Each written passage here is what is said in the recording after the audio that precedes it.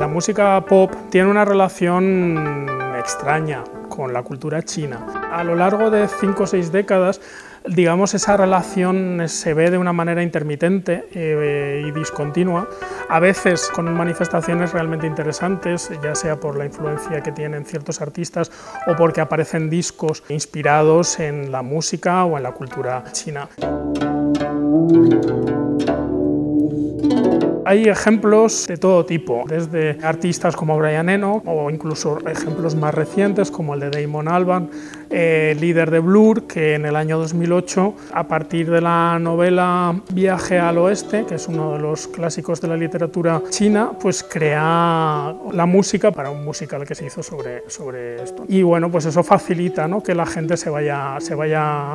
acostumbrando a través de esa vía tan occidental que es la música pop a determinados referentes que hasta hace muy pocos años pues nos eran completamente desconocidos.